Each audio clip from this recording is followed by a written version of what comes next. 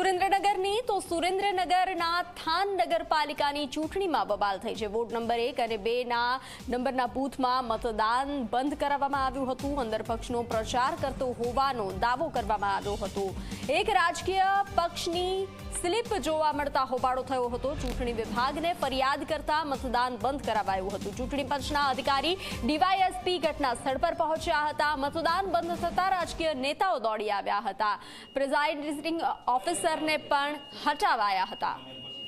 પછી તો ભાજપની કાપલી છે તો શું કરો છો તમે અહીંયા? ઉમેદવારને નહીં, અમારી પાર્ટીનો ઉમેદવાર છે તો અમને વાંધો છે। એના પર કાર્યવાહી થાય પછી કાં તો આપણે બધા ના પાડી દઈએ। નહીં મજા આવે અમૃતલાલને મોટી સંખ્યામાં આમ આદમી પાર્ટીમાં મતદાન કરવા તરફ લોકો આગળ વધી રહ્યા છે। થાનગઢમાં એક જ ચર્ચા છે કે માત્ર ને માત્ર આમ આદમી પાર્ટીના ઉમેદવારોને જીતાડવા માટેની। તો આજે થાનગઢની અંદર અમે ઘણી બધી જગ્યાએ જોયું કે ભાજપના નેતાઓ કોઈ પ્રકારનું અંદર એન્ટ્રી થવાનું કાર્ડ રાખતા નથી, છતાંય દરેક બૂથની અંદર એન્ટ્રી કરે છે। એના સિવાય અંદર રહેલા અધિકારીઓ કોઈ જ પ્રકારનું ખરેખર નિયમોનું પાલન કરવું જોઈએ એ કોઈ નિયમનું પાલન કરતા નથી। અમે જ્યારે 3 થી 4 બૂથ પર અમે ચક્કર લગાવ્યું, અમારા એજન્ટને કહ્યું કે અંદર ચેક કરો, જે ખરેખર PO1 હોય છે, પહેલું ટેબલ હોય છે, ત્યાં શું સ્થિતિ છે। તો ત્યાંથી મોટી સંખ્યામાં ભાજપની સ્લીપો, ભાજપના સિમ્બોલ સાથે, નેતાઓના ફોટા સાથે બૂથ મથકની અંદર મોટી સંખ્યામાં સ્લીપો એવી 5 થી 7 બૂથની અંદર મળી છે।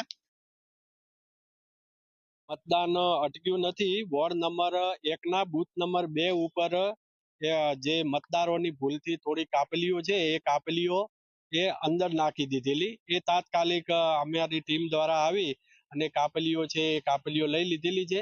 અને જે PO1 છે એટલે કે પોલિંગ ઓફિસર 1 છે એમનું નિવેદન લીધું છે। એમણે નિવેદનમાં જણાવેલ છે કે આ મતદારોની ભૂલથી છે એ કાપલીઓ અંદર આવી ગયેલી છે અને ફરીવાર કોઈ એવા એલિગેશન ના થાય તેને ધ્યાનમાં રાખી અને હાલ પોલિંગ ઓફિસર 1 છે એમની જગ્યાએ બીજા રિપ્લેસ કરીને બીજા મૂકેલી છે।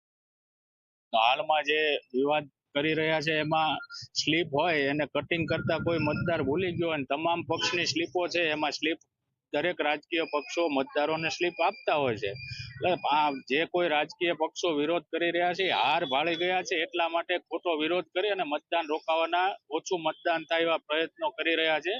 ઓલ ઓવર જો તો થાનગઢ ભારતીય જનતા પાર્ટીનો ગઢ છે અને ભારતીય જનતા પાર્ટી જ વિજય થવાની છે। રાજકીય પક્ષો હાર ભાળી ગયા છે એટલે ખોટા આક્ષેપો કરી રહ્યા છે।